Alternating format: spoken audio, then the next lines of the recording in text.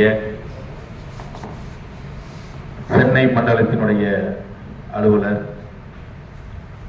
பெருமதிப்பிற்குரிய ஐயா அவர்கள் நமது உணவு பாதுகாப்பு துறையினுடைய சென்னை மண்டலம் எந்த வகையிலே செயல்படுகிறது, இந்த முக்கியத்துவத்தை பற்றி தெல்ல தெளிவாக எளிய வணிகர்களும் புரிந்து கொள்ளுகின்ற வகையிலே சிறப்பான முறையிலே எடுத்துரைத்தார்கள்.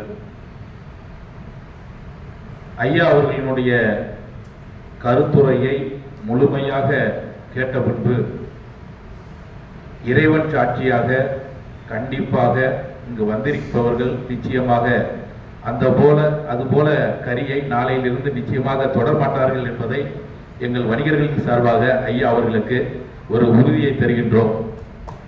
காரணம் என்னவென்று சொன்னால், எடை போட தெரிந்த வணிகர்கள் எங்கள் வணிகர்களை பொறுத்தளவில் கடைகளை திறக்கும் பொழுது அது இந்து மதத்தை சேர்ந்தவராக இருந்தாலும் சரி, அல்லது இஸ்லாமிய மதத்தை சேர்ந்தவராக இருந்தாலும் சரி, அல்லது கிறிஸ்தவ மதத்தை சேர்ந்தவர்களாக இருந்தாலும் சரி, எல்லாம் வல்ல இறைவனை வேண்டி, இறைவா எங்களுக்கு நல்லபடியாக வணிகம் நடப்பதோடு எங்கள் வாடிக்கையாளர்களும் நல்லபடியாக இருக்க வேண்டும் என வேண்டுகோள் விடுத்துத்தான் நாங்கள் தொழில் வணிகத்தை தொடர்ந்து செய்து கொண்டிருக்கின்றோம்.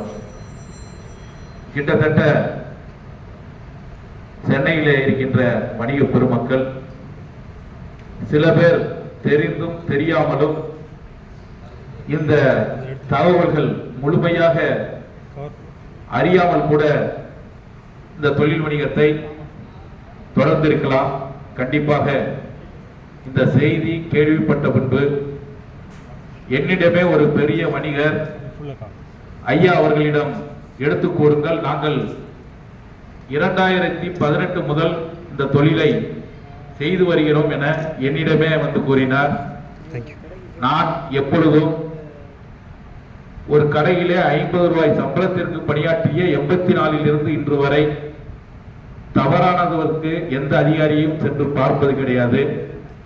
மனசாட்சிக்கும் இறைவனுக்கும் என்றும் மரியாதை அளித்து தவறுகளுக்கு துணை போவதில்லை. அந்த வணிகரை அழைத்து, நீங்கள் இதுவரை செய்தது ஏதோ தெரிந்தோ தெரியாமலோ செய்து விட்டீர்கள், இப்போது அதிகாரிகள் சுட்டிக்காட்டும் பொழுது இந்த பிரச்சனையை இத்தோடு கைவிட்டு விட்டு, ஐயா சொன்னார்களே, நமது தமிழ்நாட்டினுடைய விவசாய பெருமக்கள், நாங்கள் எல்லாம் வானம் பார்த்த பூமியான ராமநாதபுரம் மாவட்டத்தை சேர்ந்தவர்கள்.